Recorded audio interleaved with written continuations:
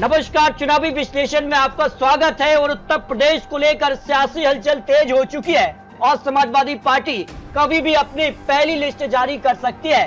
तो किन नामों पर मोहर लगी है, इसके अलावा उत्तर प्रदेश की जनता उत्तर प्रदेश में इस बार महागठबंधन या फिर भारतीय जनता पार्टी का साथ देगी, क्योंकि टारगेट तो 80 सीटों का भारतीय जनता पार्टी ने सेट किया है। लेकिन किसके जीत के दावे में कितना दम है, इसको लेकर उत्तर प्रदेश को लेकर सबसे ताजा और सबसे बड़ा सर्वे सामने आ रहा है। क्योंकि इस बार भारतीय जनता पार्टी ने मिशन 2024 के लिए यूपी और उत्तराखंड पर यहाँ पर सभी सीटों पर जीत का लक्ष्य रखा है।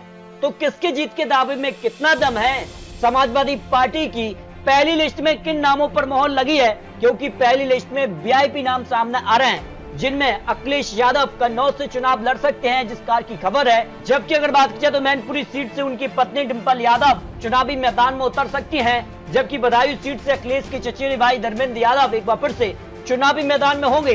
इसके अलावा अगर बात की जाए तो आजमगढ़ सीट से शिवपाल यादव, यहाँ संभल सीट से तेज प्रताप यादव, मुजफ्फरनगर सीट से अरिंद मलिक, यहाँ फिरोजाबाद सीट से अक्षय यादव, अयोध्या सीट से अवधेश प्रसाद, मुरादाबाद सीट से यहाँ पर एसटी हसन यहाँ चुनावी मैदान में हो सकते हैं। इसके अलावा और यहाँ पर उम्मीदवारों का ऐलान कर सकती समाजवादी पार्टी अपनी पहली लिस्ट में, जिनमें बलिया सीट से सनातन पांडे, भद्रोही सीट से मनोज पांडे, प्रयागराज सीट से रेवती रमन सिंह, जबकि लखनऊ सीट से रविदास यहाँ चुनावी मैदान में होंगे। फतेहपुर से नरेश उत्तम पटेल, यहाँ पर बात की जाए तो फूलपुर सीट से ज्योति यादव, और यहाँ पर धीरहरा सीट से आनंद भदौरिया, उन्नाव सीट से अनु टंडन को चुनावी मैदान में समाजवादी पार्टी उतार रही है। तो ऐसे में ये वीआईपी चेहरे क्या समाजवादी पार्टी को एक बड़ी जीत दिला पाएंगे, क्योंकि तैयारी तो अभी से शुरू है। तो इस बार उत्तर प्रदेश में सियासी शोर है, लेकिन 80 वाला स्कोर किसके पक्ष में जाएगा? 80 सीटों में से समाजवादी पार्टी विशिष्ट जो गठबंधन है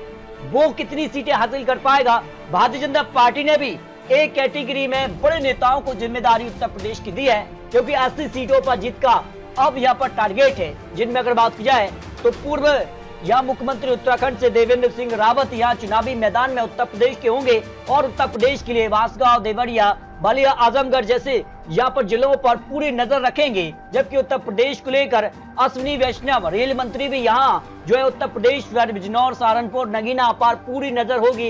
एक कैटेगरी में जिन नेताओं को रखा है उत्तर प्रदेश में, अगर बात की जाए रघुवर दास पूर्व मुख्यमंत्री झारखंड से भी, तो इनको भी एक बड़ी जिम्मेदारी उत्तर प्रदेश में दी गई है। नितिन पटेल पूर्व मुख्यमंत्री गुजरात से भी आएंगे उत्तर प्रदेश के लिए। किरण मुजफ्फरनगर यहाँ पर जिलों पर पूरी ताकत से चुनावी मैदान में होंगे। जबकि आर.के. सिंह केंद्रीय मंत्री, अन्नपूर्णा देवी केंद्रीय मंत्री, एस. सिंह बघेल केंद्रीय मंत्री, राधा मोहन सिंह राष्ट्रीय उपाध्यक्ष, सैयद शहनवाज हुसैन भी यहाँ उत्तर प्रदेश के लिए एक कैटेगरी में इन नेताओं को रखा है। तो क्या इन नेताओं के दम पर भारतीय जनता पार्टी 80 सीटों पर जीत हासिल कर पाएगी?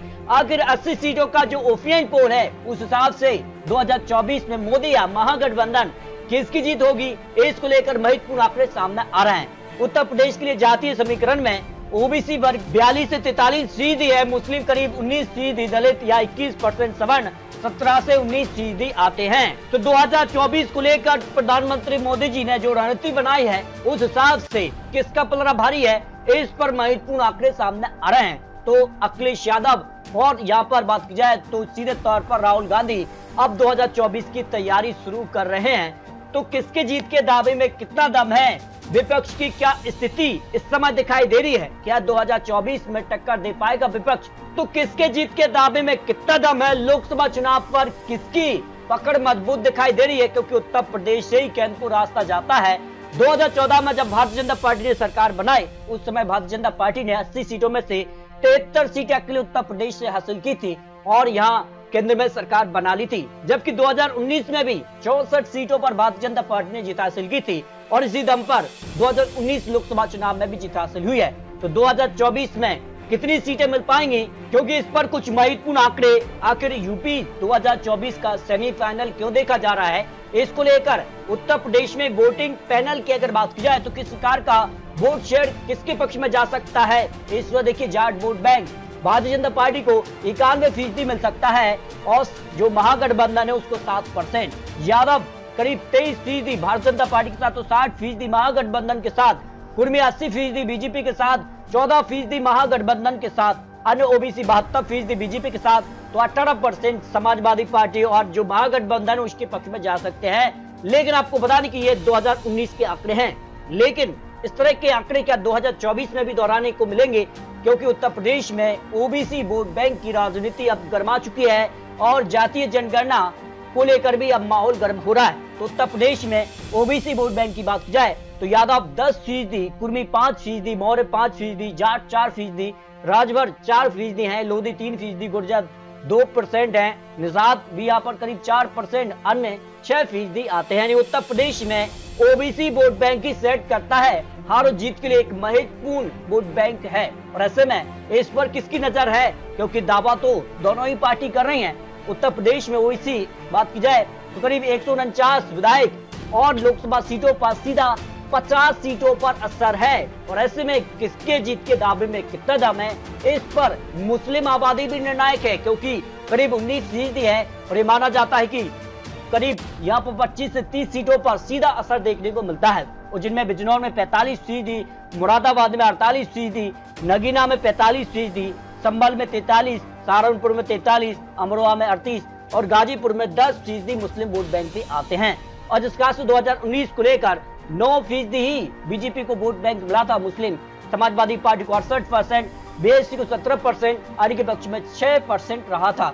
लेकिन इस बार सभी सीटों पर टारगेट भारतीय जनता पार्टी ने सेट किया है, तो क्या ये टारगेट भारतीय जनता पार्टी को मिल पाएगा, इस पर लेकर मटराइज के ओपिनियन पोल उत्तर प्रदेश की 80 सीटों पर सामने आ रहा है। इसके अलावा और बड़ी एजेंसियों के महत्वपूर्ण आंकड़े आपको दिखाएंगे। बुंदेलखंड की 4 सीटों पर भारतीय जनता पार्टी को 3 से 4 सीट की संभावना है, समाजवादी पार्टी को 0 से 1 सीट, बीएसपी को 0 से 1 सीट की संभावना दिखाई दे रही है।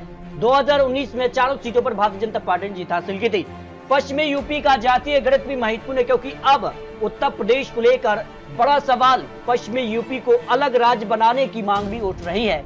ऐसे में क्योंकि यहाँ पर करीब 27% मुस्लिम आबादी, जाट 17%, दलित 25%, राजपूत 8% और ओबीसी 16% आते हैं, तो पश्चिमी यूपी का जातीय आंकड़ा के हिसाब से किसका पलड़ा भारी नजर आ रहा है। या 18 से 23 सीटों पर भारतीय जनता पार्टी, समाजवादी पार्टी को 2 से 5 सीट, बीएसपी को 0 से 1 सीट और कांग्रेस अन्य के पक्ष में 0 सीट की संभावना दिखाई दे रही है।